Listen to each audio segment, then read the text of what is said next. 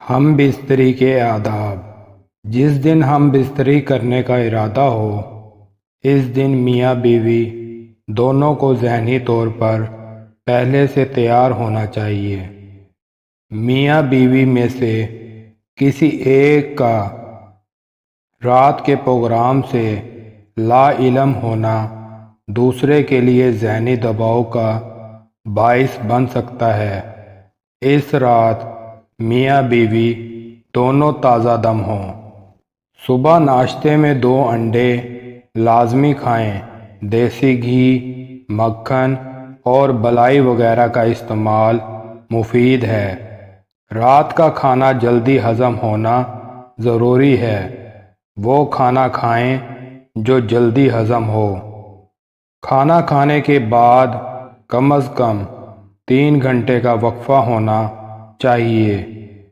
ترش اور گرم اشیاء سے اس رات مکمل پرہیز کرنا چاہیے۔ اس رات نمکین اشیاء کا استعمال بھی کم ہو تو بہتر ہے۔ شام کے کھانے کے بعد پیدل واک کرنا بھی مفید ہے۔ ہم بستری سے پہلے میاں بیوی کو پیشاب کر لینا چاہیے۔ ہم بستری سے پہلے میاں بیوی کو چند منٹ کے لیے ایک دوسرے کو چومنا، پیار کرنا، جسم سے کھیلنا دونوں میں محبت پیدا کرتا ہے۔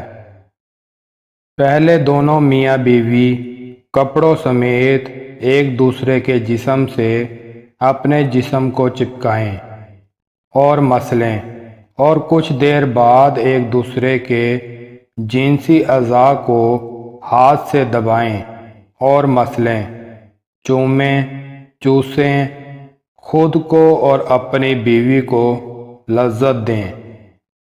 کپڑے اتارنے سے پہلے 15 منٹ کا یہ کھیل نہ صرف لذت کا ایک اچھا ذریعہ ہے بلکہ اس سے بیوی کو ہم بستری کے لیے مکمل طور پر تیار ہونے میں بھرپور مدد ملتی ہے۔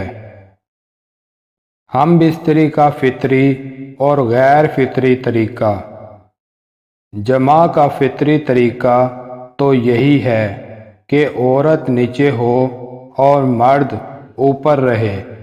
چنانچہ سارے حیوانات اسی فطری طریقے پر عمل کرتے ہیں، اور سورہ آفار کی آیت نمبر 199 یہی طریقہ نہایت لطیف اشارے میں بیان کیا گیا ہے۔ ترجمہ: جب مرد نے عورت کو ڈھانپ لیا تو اس کو ہلکا سا حمل رہ گیا۔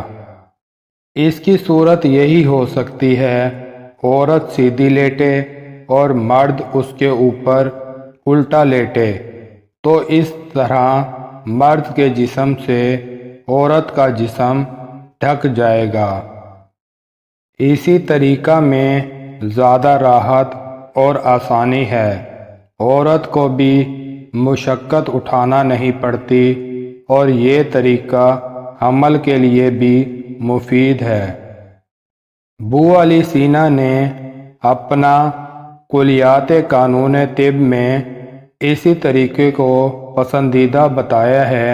ابو علی سینا کے نزدیک جماع کی تمام شکلوں میں سے بری شکل یہ ہے کہ عورت مرد کے اوپر ہو اور مرد نیچے لیٹا ہو۔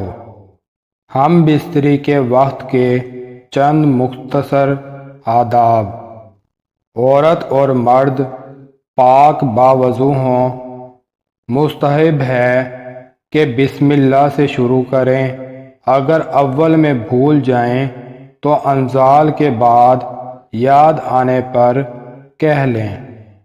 ہم بستری سے قبل خوشبو ملنا بھی حضور صلی اللہ علیہ وآلہ وسلم سے ثابت ہے۔ ہر قسم کی بدبو، چاہے وہ میلے کچالے ہونے کی وجہ سے ہو یا تمباکو سگریٹ کی وجہ سے ہو، شہوت کو مردہ اور رغبت کو نفرت سے بدل دیتی ہے۔